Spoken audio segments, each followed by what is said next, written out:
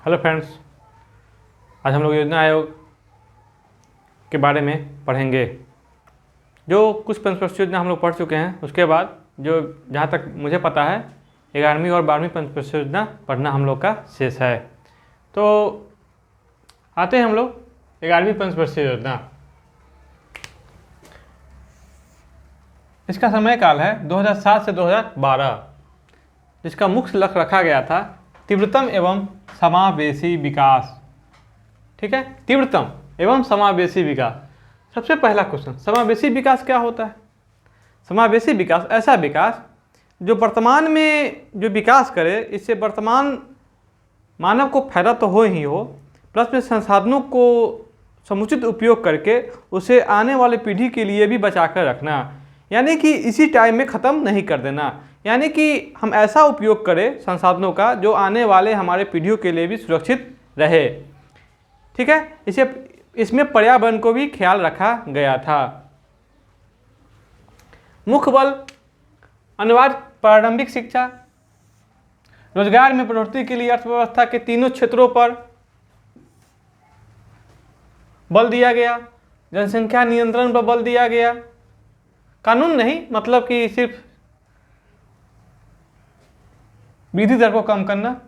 स्वास्थ्य सुधार पर बल दिया गया, जैसे इसमें सबसे ज़्यादा मातृ और शिशु मृत्यु दर। आते हैं हम लोग प्रारंभिक शिक्षा। हमारे समाज, हमारे जो देश है, अभी भी शिक्षा की जो स्थिति है काफ़ी दयनीय है। पूरे भारत में लगभग 71 से 72% ही शिक्षा व्यवस्था है जो लोग शिक्षित हैं, जो ही काफ़ी पिछड़ापन दर्शाता है। यही कारण है कि सरकार 11वीं पंचवर्षीय योजना में आपको अनिवार्य प्रारंभिक शिक्षा पर बल देगी और चाहेगी कि हर लोग को ये शिक्षा प्राप्त हो जाए। रोजगार की कमी को दूर करने के लिए अर्थव्यवस्था के 3 क्षेत्र जो हम लोगों ने पढ़ा था, प्राथमिक क्षेत्र, द्वितीय क्षेत्र और तृतीय क्षेत्र। तो प्राथमिक क्षेत्र में क्या आता है? कृषि, वानिकी, पशुपालन, मत्स्य पालन, कृषि, वानिकी, मत्स्य पालन, पशुपालन आदि पर जोर देकर रोजगार को वृद्धि करना, ये प्राथमिक क्षेत्र। द्वितीय क्षेत्र में हो गया आपको इंडस्ट्री, विनिर्माण का क्षेत्र। ठीक है, तो इस पर बल देकर इसमें रोजगार का सृजन करना। फिर तृतीय क्षेत्र हो गया सेवा, जो आपको सबसे ज़्यादा वर्तमान में इसका विकास दर ज़्यादा है और सबसे ज़्यादा रोजगार देने का परसेंटेज भी इसका ज़्यादा है। यानी कि अर्थव्यवस्था के तीनों क्षेत्रों में विकास करके रोजगार की संभावना को ज़्यादा करना। हमारे देश की जनसंख्या काफ़ी तेज़ी से बढ़ रही है, जिसके कारण बहुत सारी समस्याएं आ रही है। स्वास्थ्य, शिक्षा, बेरोजगारी की ये जो दर है, यह काफ़ी दयनीय है। यही कारण है कि सरकार क्या करेगी? आपको जनसंख्या नियंत्रण के लिए शिक्षा व्यवस्था पर ज़्यादा जोर देगी, ताकि लोग प्रजनन दर की संख्या को कम करें। ठीक है, स्वास्थ्य सुधार पर ध्यान देने का मतलब था लोग पुत्र रत्न की प्राप्ति के लिए भी ज़्यादा बच्चे पैदा करते हैं, और मातृदर, शिशु मृत्यु दर ये भी कारण है कि जिसके कारण लोग ज़्यादा बच्चे पैदा करना पसंद करते हैं, क्योंकि हमारे यहाँ बच्चे का स्वास्थ्य ज़्यादा खराब होने पर जिसे बचाना काफ़ी मुश्किल होता था पहले।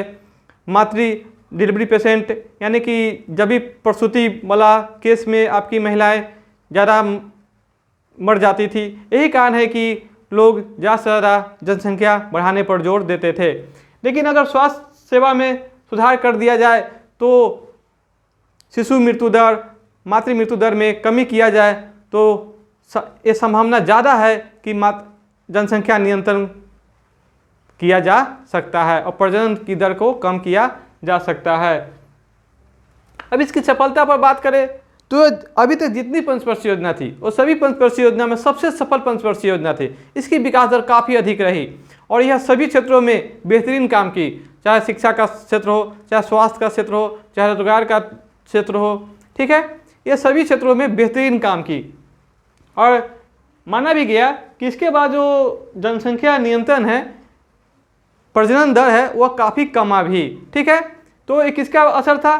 स्वास्थ्य, शिक्षा और रोजगार। 12वीं पंचवर्षीय योजना, इसका समय काल 2012 से 2017 है। यह योजना इतिहास का यह अंतिम पंचवर्षीय योजना है, क्योंकि 2014 में जब मोदी सरकार बन जाएगी तो नरेंद्र मोदी ने योजना आयोग को समाप्त कर एक नया आयोग, नीति आयोग की स्थापना करेंगे। ठीक है, इसलिए अंतिम पंचवर्षीय योजना कौन सी पंचवर्षीय योजना हो गई? 12वीं पंचवर्षीय योजना, जिसका समय काल हो गया 2012 से 2017। इसका उद्देश्य रहेगा तीव्र, अधिक समावेशी एवं धारणीय विकास, जो हम लोग ऊपर इसके बारे में डिस्कस कर चुके हैं। ठीक है, माने कि सस्टेनेबल डेवलपमेंट, एक ऐसा विकास जो वर्तमान में विकास को करे ही करे, भविष्य को भी बनाए रखे। देख रहे हैं हम लोग का जो पंचवर्षीय योजना होगा उसका मुख्य लक्ष्य और बल कहाँ चला जाएगा? शिक्षा, स्वास्थ्य, लिंगानुपात। शिक्षा पर बढ़ोतरी तो रहेगा ही रहेगा। स्वास्थ्य जो ऊपर हम लोग डिस्कस कर चुके हैं। लिंगानुपात क्या होता है? यह 1000 पुरुषों पर स्त्रियों की संख्या को इंगित करता है। तो जो दर है वो 1000 पर लगभग 940 के लगभग में महिलाएं थी, और अभी तो 43 है, जो आपको 12वीं पंचवर्षीय योजना में लगभग 43 ही है। तो 1000 पुरुष पर 943 महिलाएं हैं, यानी कि महिलाएं की संख्या पुरुषों की अपेक्षा काफ़ी कम है।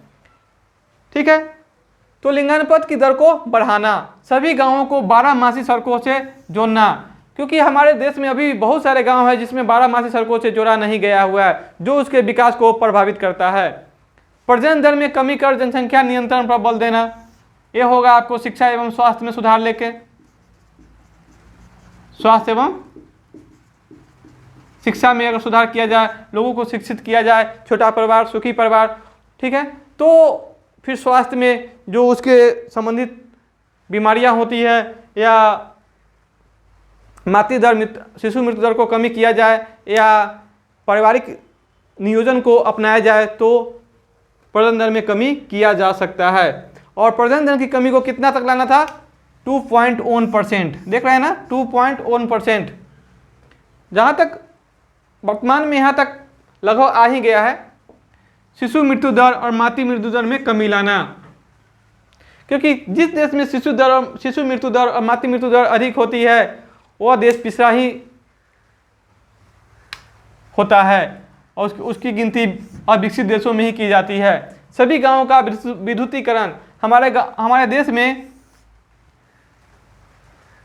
जो लक्ष्य रखा गया था 12वीं पंचवर्षीय योजना के तहत कि हर गांव को विद्युतीकरण कर दिया जाएगा, हर गांव में बिजली पहुंचा दी जाएगी।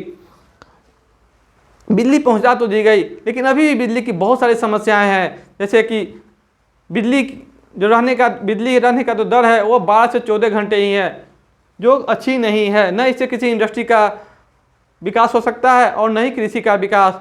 ठीक है, टेली डेंसिटी की क्षमता को ग्रामीण क्षेत्रों में 70% तक करना, ये तो हद से ज़्यादा हो गए हैं।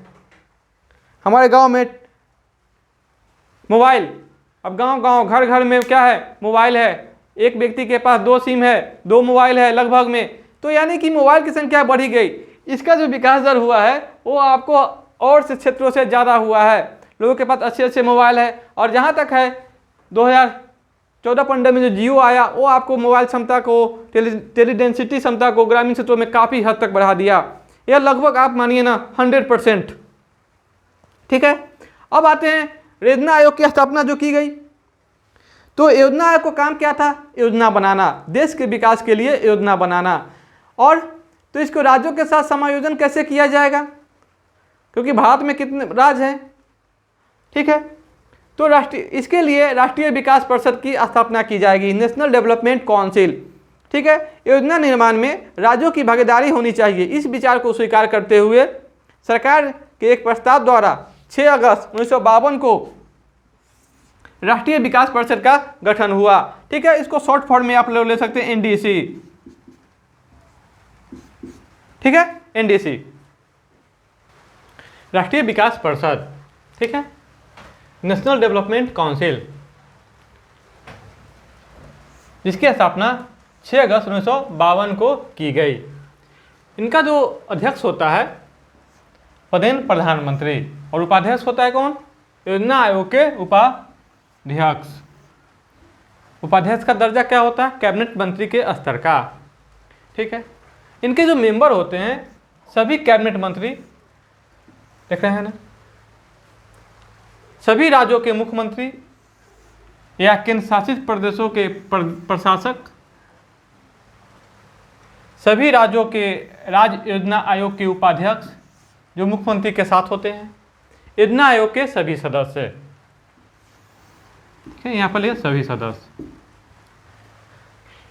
इनका जो सचिव होता है, योजना आयोग का सचिव ही राष्ट्रीय विकास परिषद का सचिव होता है। देख रहे हैं, जो राष्ट्रीय विकास परिषद की संरचना है वो काफ़ी बृहत है, जिसमें प्रधानमंत्री, योजना आयोग के उपाध्यक्ष, सभी कैबिनेट मंत्री, सभी राज्यों के मुख्यमंत्री, सभी केंद्र शासित प्रदेशों के प्रशासक या मुख्यमंत्री, राज्य योजना आयोग के उपाध्यक्ष जो मुख्यमंत्री के साथ होते हैं, और योजना आयोग के सभी सदस्य। और इनका जो सचिव होता है वह योजना आयोग का ही सचिव होता है।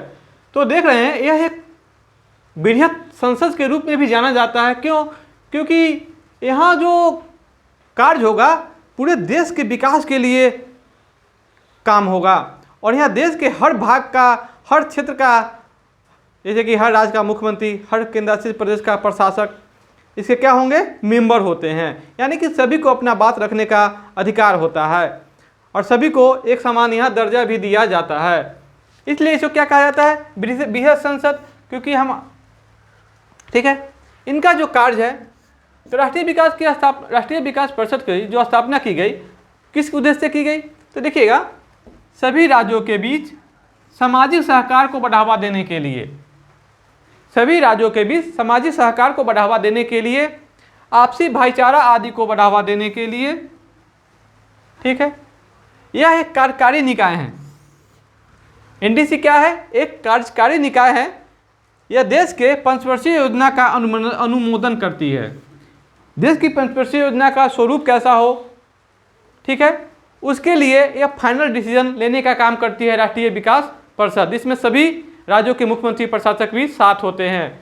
ठीक है, देश के, इनका जो कार्य होता है, देश के सभी भागों का संतुलित और तेज विकास को सुनिश्चित करना, यानी कि जो क्षेत्रीय असंतुलन है उसको भी दूर करना इस विकास परिषद का काम होता है। और छोटे से छोटे, बारीक से बारीक क्षेत्रों को चिन्हित करके उसका विकास करना, समय समय पर पंचवर्षीय योजना का जो काम काज है उसकी समीक्षा करना भी राष्ट्रीय विकास परिषद का उद्देश्य होता है कि पंचवर्षीय योजना का जो ये काम किया गया है वो अगले वर्ष किस हद तक सफल रहा है। ठीक है, तो राष्ट्रीय विकास परिषद एक प्रकार कहेंगे तो लोकसभा से इतर एक बृहत संसद का काम करेगी। ठीक है, और जहाँ तक हमको पता है, मेरे योजना का जो यह क्लास हुआ है लगभग 7 भाग में हमने बनाया है, वो आपको अच्छी तरह समझ में आ गया होगा। ठीक है।